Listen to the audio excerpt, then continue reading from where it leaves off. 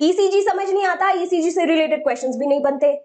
बच्चों को बहुत ज्यादा प्रॉब्लम होता है PQRST, कौन सा क्या पीक है, कौन सा क्या बता रहा है हार्ट के बारे में। तो बच्चों I will try with a छोटू सा video to let you understand all related to ECG. तो सबसे पहले ईसीजी क्या है? इलेक्ट्रोकार्डियोग्राफ है या इलेक्ट्रोकार्डियोग्राम है? ये दोनों ही है। अभी समझते हैं कि वो एक्चुअली में है क्या और वो हार्ट के बारे में क्या बताता है, और इस छोटू से वीडियो से ईसीजी से रिलेटेड सारे नीट के क्वेश्चंस आपके जरूर बनेंगे बच्चों। तो लेट अस बिगिन। सबसे पहले बात करते हैं कि आप लोगों ने मूवीज में जरूर देखा होगा कि एक बीमार इंसान बेड पे लेटा होता है, ऑलमोस्ट मरने जैसे हाल में होता है, उसके बॉडी में कुछ एक मशीन अटैच रहता है वायर्स के थ्रू, और उस स्क्रीन पे दिखता रहता है T T T T T T T T, और ऐसे टी करके एक आवाज आता है और एकदम एक फ्लैट लाइन दिखता है, जिसका मतलब ये है कि दैट पर्सन इज नो मोर। अभी बात ये है कि ये मशीन को कैसे समझ आता है कि ये पर्सन अभी जिंदा नहीं है, इसका दिल धड़कना बंद हो गया है। How does that machine come to know? वही समझने वाले हैं आज हम लोग। एक इंसान जो बीमार है, उसका बॉडी का different part, specially legs and left hand को अटैच कर दिया जाता है एक मशीन के साथ, ठीक है। और इस मशीन को हम लोग कहते हैं क्या? What do we call this machine? We call it an electrocardiograph. ये ध्यान से देखना बच्चों, we call it an electrocardiograph कहते हैं हम लोग इसे बच्चों। ये लास्ट का वर्ड ध्यान से देखना, इलेक्ट्रोकार्डियोग्राफ कहते हैं हम लोग इसे। और इस मशीन से जो रीडिंग निकलता है हार्ट बीट का, वो रीडिंग निकलता है एक ग्राफ पेपर में, पर इस ग्राफ पेपर को हम लोग ग्राफ नहीं कहते हैं, इसे हम लोग कहते हैं इलेक्ट्रोकार्डियोग्राम।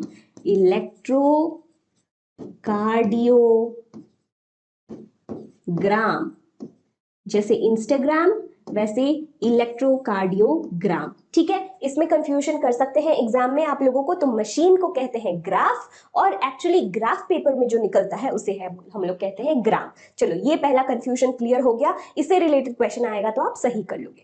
दूसरी बात, जब मैं इलेक्ट्रोकार्डियोग्राफ के बारे में पढ़ रही थी, ईसीजी के प्रोसेस के बारे में पढ़ रही थी, तो मैं ना बड़ा कंफ्यूज थी कि भाई एक दिल जो कहीं इधर लेफ्ट साइड में धड़क रहा है, और आप सिर्फ पैर और हाथ में कुछ वायर लगा के आप दिल का धड़कन किस तरीके से प्रेडिक्ट कर सकते हो? आई मीन किस तरीके से एक ग्राफ पेपर में निकाल सकते हो?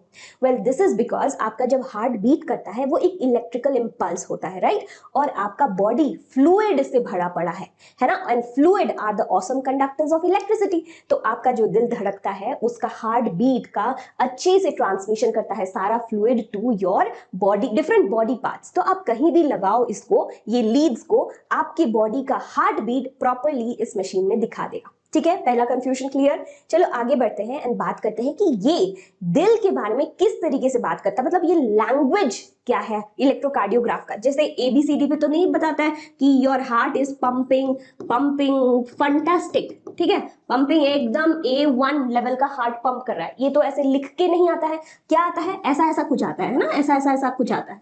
तो अभी ये ऐसा ऐसा कुछ समझने के लिए हमें समझना पड़ेगा कि ये भाषा क्या है। तो इस भाषा को समझते हैं, आ जाओ बच्चों, इस भाषा को समझ लेते हैं सबसे पहले।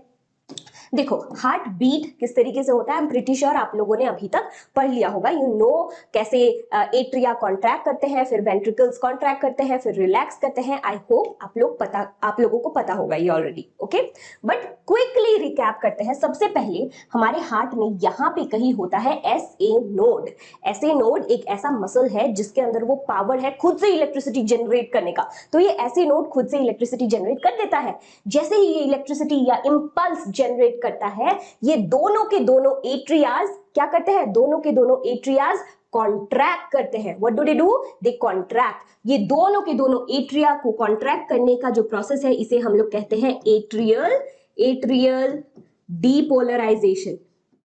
एट्रियल डीपोलराइजेशन मतलब एक वेव आया, और इस एट्रियल डीपोलराइजेशन को इलेक्ट्रोकार्डियोग्राम में हम लोग इस तरीके से देखते हैं। ये एक वेव आता है जो बताता है एट्रियल डीपोलराइजेशन हो गया है, और इस वेव को हम लोग कहते हैं P वेव, ठीक है, P वेव। अभी एट्रिया जैसे ही कॉन्ट्रैक्ट कर गया, डीपोलराइज हो गया, ब्लड दोनों के दोनों वेंट्रिकल्स में आ गए। जैसे ही दोनों के दोनों वेंट्रिकल्स में अभी ब्लड आ गए, तो अभी क्या होगा? ये जो इंपल्स है ऐसे नोड से डायरेक्ट वेंट्रिकल में नहीं जंप कर सकता, वो अभी आएगा एवी नोड के पास। ये एवी नोड आप देख रहे हो, यहाँ पे एक एवी नोड है, ऐसे नोड से एवी नोड, कहीं यहाँ पे कहीं है AV node. AV node electrical impulse accept करता है और एक्टिवेट होता है, ठीक है। एस एवी नोड एक्टिवेशन हो रहा है। Next process AV node activation, दूसरे कलर से लिखते हैं। नेक्स्ट प्रोसेस है एवी नोड एक्टिवेशन, एक्टिवेशन। लेकिन हमारा ये जो इंपल्स है वो किसी को कॉन्ट्रैक्ट या रिलैक्स नहीं करा रहा है अभी, अभी बस एवी नोड एक्टिवेशन ही हो रहा है, बट हमारा दिल धड़क नहीं रहा है। तो एक छोटा सा ऐसा सा लाइन दिखेगा हमें, अभी एवी नोड बस एक्टिवेट ही हुआ है, ठीक है। अभी एवी नोड एक्टिवेशन के बाद वो इंपल्स चला जाता है पर्किंजी फाइबर के पास, और ये पर्किंजी फाइबर वेंट्रिकल्स को कॉन्ट्रैक्ट कराता है। As you can see ventricles are contracting, ventricles को कॉन्ट्रैक्ट करा रहा है, और वेंट्रिकल्स बहुत जोर से कॉन्ट्रैक्ट करता है और एक बहुत बड़ा सा इंपल्स देता है। तो थर्ड हम लोग लिखते हैं यहाँ पे, तीसरा क्या होता है, वेंट्रिकल्स डीपोलराइज, मतलब वेंट्रिकल्स कॉन्ट्रैक्ट करते हैं, और ये वेंट्रिकल्स कॉन्ट्रैक्ट जो ये पर्किंजी फाइबर कॉन्ट्रैक्ट कराता है उसको हम लोग ग्राफ में इस तरीके से देखते हैं बच्चों, ऐसे। इसे हम लोग कहते हैं QRS complex, QRS complex. Ventricle contract कर गए, अभी जैसे ही कुछ कॉन्ट्रैक्ट या डीपोलराइज होता है वो फिर से रिपोलराइज भी तो होता है, फिर से इस स्टेट में भी तो पहुंचता है, ठीक है। अभी इस स्टेट में जो पहुंचता है उस वेव को हम लोग कहते हैं वेंट्रिकुलर रिपोलराइजेशन। इसे हम लोग कहते हैं वेंट्रिकुलर रिपोलराइजेशन। और ये वेंट्रिकुलर रिपोलराइजेशन कैसा होता है, बिल्कुल ऐसा पी वेव जैसा ही होता है, ऐसा, ठीक है। पर इसको मैंने थोड़ा दूर इसलिए लिखा है क्योंकि ये वेंट्रिकुलर कॉन्ट्रैक्शन और वेंट्रिकुलर रिपोलराइजेशन के बीच में थोड़ा सा गैप होता है, जिसे हम लोग एक छोटा लाइन से दिखाते हैं जिसमें कोई एक्टिविटी होता नहीं है, ठीक है। और इस वेव को हम लोग कहते हैं टी वेव, ठीक है, समझ आया। ऐसे ही इसी वेव के थ्रू हम लोग समझते हैं कि दिल का एक्चुअली हाल क्या है। ईसीजी को हम लोग पढ़ के बता सकते हैं कि एक ह्यूमन हार्ट में कुछ डिफेक्ट है। अगर ये वेव सही से ना दिखे हम लोगों को तो हमें समझ आता है कि कोई ना कोई अबनॉर्मलिटी है हार्ट में, ठीक है। अभी जब मैं ये ईसीजी के बारे में पढ़ रही थी तो मुझे लगा अरे ठीक है, यहां से एक इलेक्ट्रिक इंपल्स आ रहा है, यहां वो इलेक्ट्रिक इंपल्स को ले रहा है, फिर ये इंपल्स आगे जाके वेंट्रिकल्स को कॉन्ट्रैक्ट करा रहा है, जैसे कि आप देख सकते हो इन तीनों डायग्राम्स में।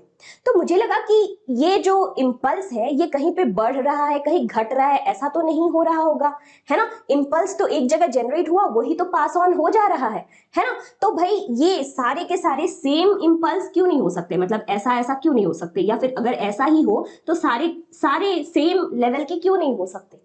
तो मुझे पता चला कि भाई ये जो इलेक्ट्रोकार्डियोग्राम है हमारा, इलेक्ट्रोकार्डियोग्राफ है हमारा, वो इलेक्ट्रोकार्डियोग्राफ काम करता है on the principle of a galvanometer.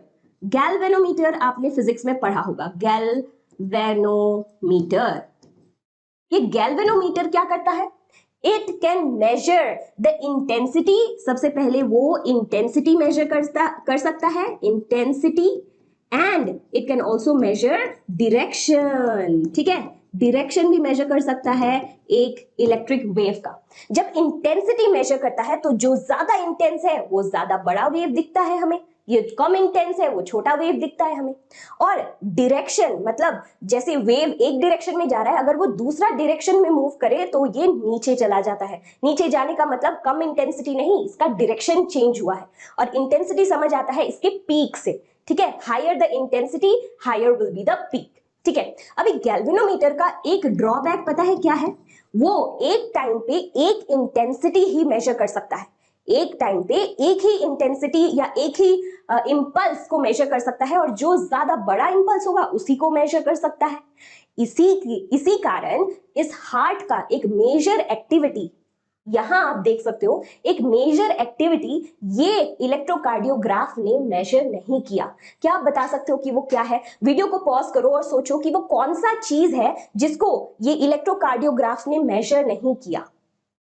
ठीक है बच्चों, देखो इस हार्ट में कुछ भी अगर कॉन्ट्रैक्ट होता है वो रिलैक्स भी होता है, मतलब कुछ भी डीपोलराइज होता है वो रीपोलराइज भी होता है। जैसे वेंट्रिकल का यहाँ डीपोलराइजेशन हुआ, यहाँ रीपोलराइजेशन भी हुआ, बट एट्रियम का जो कॉन्ट्रैक्शन हुआ, जो डीपोलराइजेशन हुआ, और उसका रीपोलराइजेशन के बारे में हम लोगों ने बात नहीं की, है ना। ये रीपोलराइज भी तो हुआ, देखो रिपोलराइज भी तो हुआ, बट ये रीपोलराइजेशन के बारे में हम लोगों ने इसलिए बात नहीं किया क्योंकि हमारा जो इलेक्ट्रोकार्डियोग्राफ मशीन है, जो गैल्वेनोमीटर के प्रिंसिपल में चलता है, वो एक टाइम पे एक ही इलेक्ट्रिकल एक्टिविटी पकड़ पाता है जो हाई इंटेंसिटी का होता है, और उसने जब ये वेंट्रिकल का डीपोलराइजेशन रीड किया, मतलब ये वाला वेव रीड किया, उसी टाइम पे हमारा एट्रियम का रीपोलराइजेशन भी हो रहा था, एट्रियम खुल रहा था। बट क्योंकि कौन सा इंटेंसिटी ज्यादा है, वेंट्रिकल्स का कॉन्ट्रैक्ट करने का इंटेंसिटी ज्यादा है, तो सिर्फ उसी वेव को पकड़ा उसने, और एट्रिया का रीपोलराइजेशन का वेव उसने नहीं पकड़ा। ठीक है। So through an ECG what we cannot measure atrial repolarisation. ठीक है। आई होप इस वीडियो के थ्रू आप लोगों को ईसीजी का कॉन्सेप्ट समझ में आया, ईसीजी किस तरीके से मेजर किया जाता है और इससे हम लोग क्या क्या चीज समझ सकते हैं through the different waves. I hope this video was helpful. इसके बाद आप ईसीजी रिलेटेड नीट के कोई भी क्वेश्चन ट्राई करोगे, आपसे जरूर बनेगा। कमेंट में जरूर लिखना कि ये वीडियो कितना हेल्प किया आप लोगों को, आपको चीजें समझ आई कि नहीं आई, और इसके साथ साथ आप लोग ये भी रिकमेंड करना कि आपको कौन से टॉपिक पे नेक्स्ट वीडियो चाहिए। I will be happily creating it for you. All the best बच्चों।